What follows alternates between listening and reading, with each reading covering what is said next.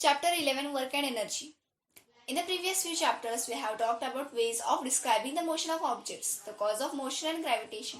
Another concept that helps us understand and interpret many natural phenomena is work, closely related to work and our energy and power. In this chapter, we shall study these concepts. All living beings need food. Living beings have to perform several basic activities to survive. We call such activities life processes. The energy for these processes comes from food.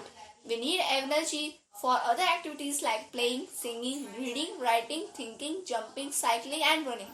Activities that are strenuous require more energy. Animals to get engaged in activities. For example, they may jump and run. They have to fight, move away from enemies, find food, or find a safe place to live. Also, we engage some animals to lift weights, carry loads, pull carts, or plough fields. All such activities require energy. Think of machines. List of the machines that you have come across. What do they need for their working? Why do some engines require fuel like petrol and diesel? Why do living beings and machines need energy? Work. What is work? There is a difference in the way we use the term work in day-to-day life and the way we use it in the science. To make this point clear, let us consider a few examples. Not much work in spite of working hard. Kamini is preparing for examinations. She spends a lot of time in studies. She reads books, draws diagrams, organizes her thoughts, collects question papers, attends classes, discusses problems with her friends, and performs experiments.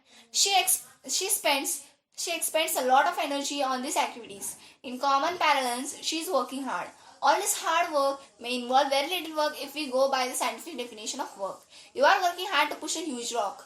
Let us say the rock does not move despite all the effort. You get completely exhausted. However, you have not done any work on the rock as there is no displacement of the rock.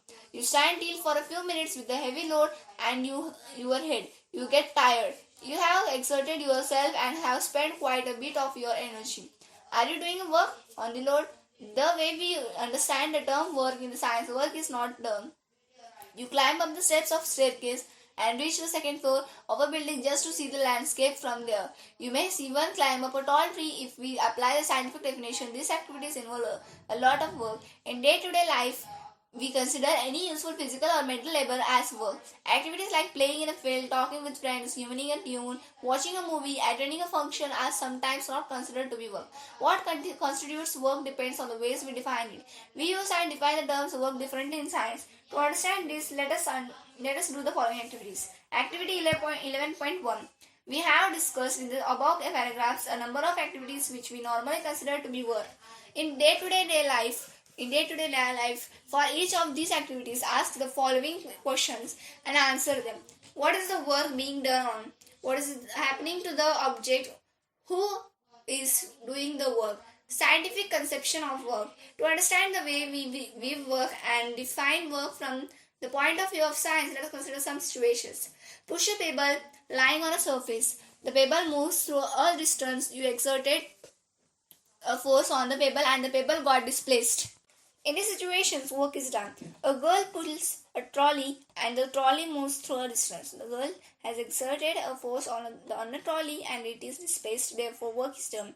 Lift a book through a height. To do this, you must apply a force. The book rises up. There is a force applied on the book and the book has moved. Hence, work is done. A closer look at the above situations reveals that two conditions need to be satisfied for work to be done. A force should act on an object. The object must be displaced. If any one of the above condition does not exist, the work is not done. That is the way we view work in science. A bullock pulling a cart. The cart moves. There is a force on the cart and the cart has moved. Do you think that work is done in this situation? Activity 11.2. Think of some situations from your daily life involving work. List them. Discuss with your friends whether work is being done in each situation. Try to reason out your response. If work is done, which is the force acting on the object? What is the object on which the work is done? What happens to the object on which work is done? Activity 11.3. Think of situations when the object is not displaced in spite of a force acting on it. Also think of situations when an object gets displaced in the absence of a force acting on it. List all the situations that you can think of for each Discuss with your friends whether work is done in these situations. Work done by a constant force. Work is defined in science. How is work defined in science? To understand this, we shall first consider the case when the force is acting in the direction of displacement. Let a constant force F act on an object. Let the object be displaced through a distance S in the direction of the force. Let W be the work done. We define work to be equal to the product of the force and displacement. Work done is equals to force into displacement. This work done by force acting on an object is equal to the magnitude of the force multiplied by the distance moved in the direction of the force. Work has only magnitude and no direction. In equation 11.1, if F is equal to 1 n and S is equal to 1 minute, then 1 meter, then the work done by the force will be 1 nm.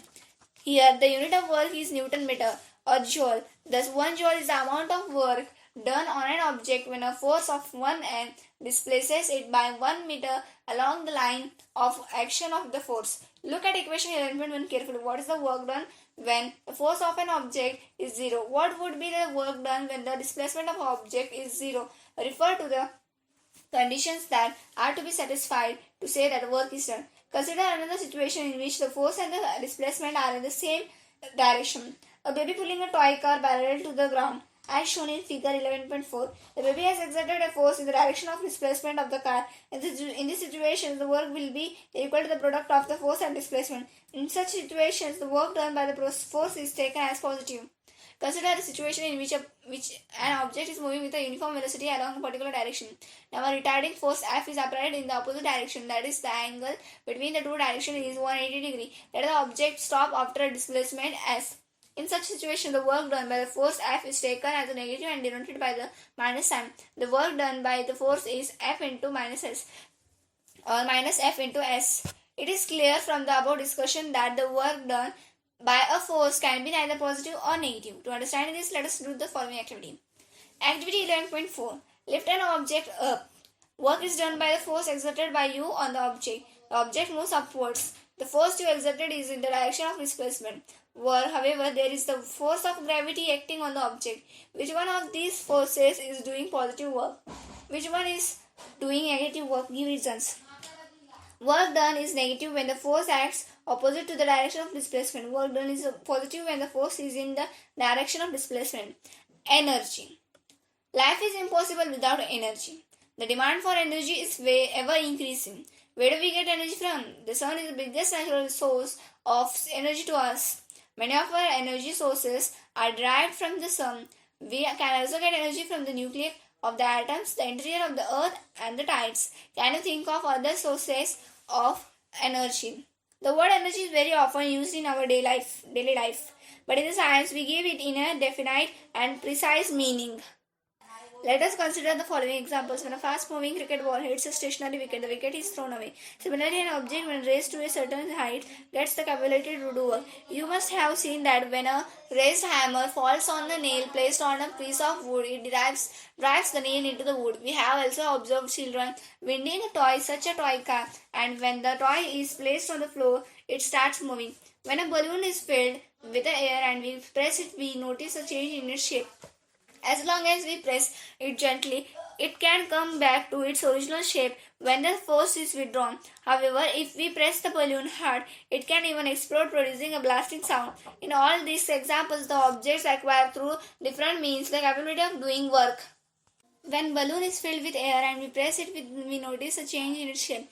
As long as we press it gently, it can come back to its original shape when the force is withdrawn. However, if we press the balloon hard, it can even explode, producing a blasting sound. In all these examples, the objects acquire through different means the capability of doing work. An object having a capability of doing work is said to be possesses energy. The object which does the work loses energy, and the object on which the work is done gains energy. How does an object with energy do work? An object that possesses energy can exert a force on another object. When this happens, energy is transferred from the former to the latter. The second object may move as it receives energy and therefore do some work. Thus, the first object had a capacity to do work. This implies that any object that possesses energy can do work. The energy possessed by an object is thus measured in terms of its capacity of doing work. The unit of energy is therefore the same of that work, that is joule. 1 joule is the energy required to do 1 joule of work. Sometimes a larger unit of energy called kilojoule is used. 1 kilojoule is equals to 1000 joule. Forms of energy. Luckily, the world we live provides energy in many different forms. The various forms include mechanical energy, potential energy plus kinetic energy, heat energy, chemical energy, electrical energy, and light energy. Kinetic energy. A moving object can do work. An object moving faster can do more work than an identical object moving relatively slow. A moving bullet, blowing wind, and rotating wheel. A speeding stone can do work. How does the bullet pierce at the target? How does the wind move the blade of a windmill? Objects in motion possess energy. We call this energy kinetic energy. A falling coconut, a speeding car, a rolling stone, a flying aircraft, flowing water, blowing wind, a running athlete, etc. possess kinetic energy. In short, kinetic energy is the energy possessed by an object due to its motion. The kinetic energy of an object increases with its speed. How much energy is possessed by a moving object by virtue of its motion? By definition, we say that the energy of a body moving with a certain velocity is equal to the work done on it make it acquire that velocity. Let us now express the kinetic energy of an object in the form of an equation.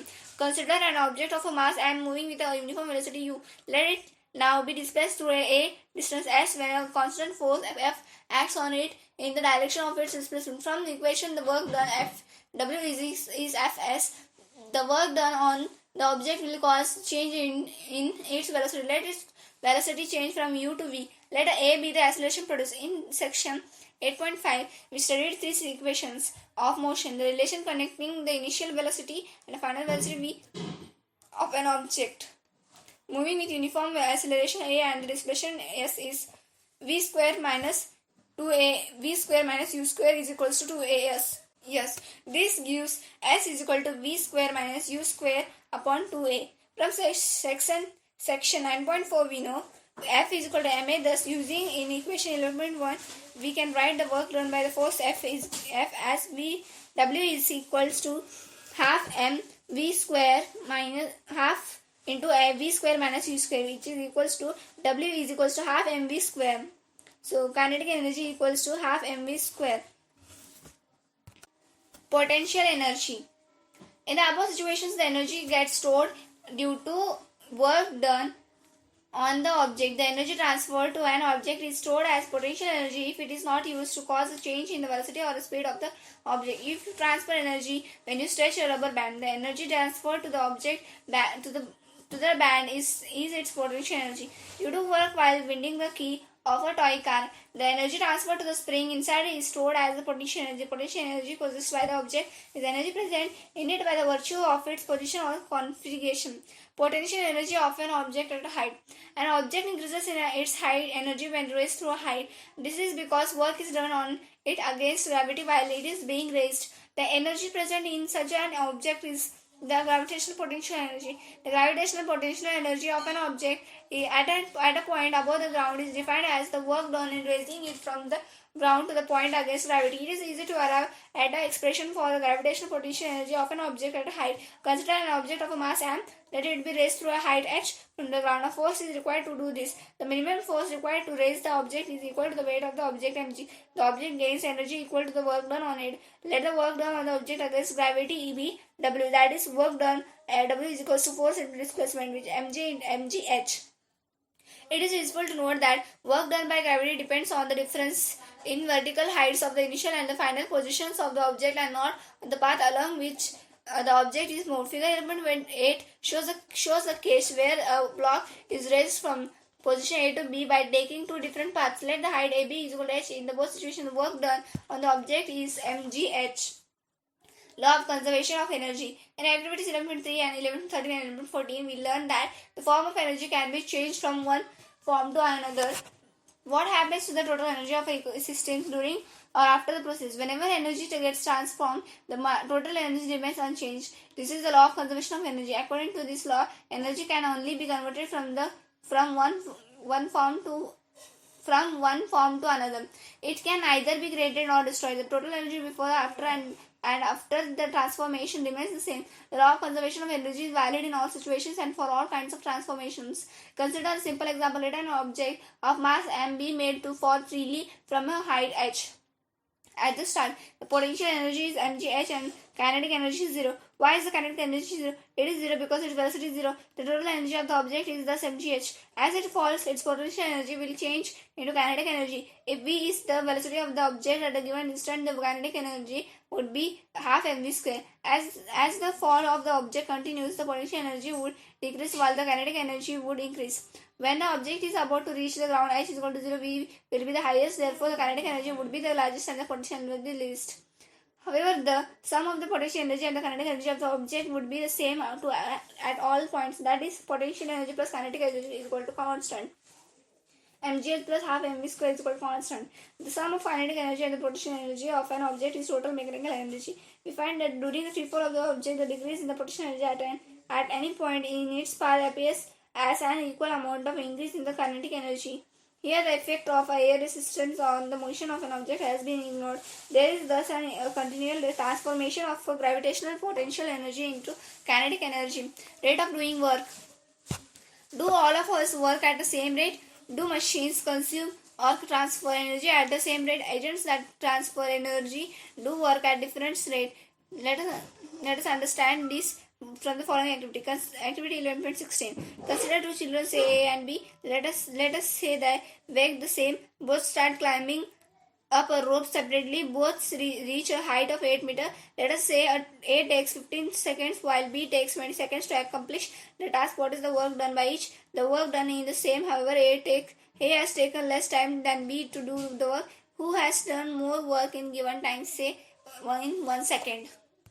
A stronger person may do certain work in a relatively less time. A more powerful vehicle would complete a journey in a shorter time than a less powerful one. If we talk of the power of machine like motorbikes and motor cars, the speed with which these vehicles change energy or do work is basis for their classification. Power measures the speed of work done, that is how fast or slow work is done.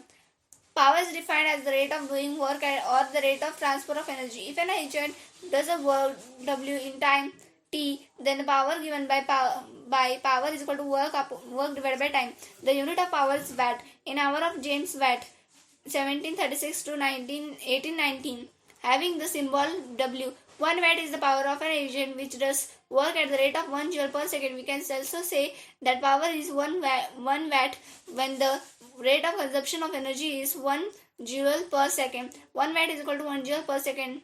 We express larger rates of energy transfer in kilowatts. 1 kilowatt is equal to 1000 watts. 1 kilowatt is equal to 1000 W. 1 kW is equal to 1000 joule per second. The power of an agent may vary with time. This means that the agent may be doing work at a different rates at a different intervals of time. Therefore, the concept of average power is useful. We obtain average power by dividing the total energy consumed by the total time taken.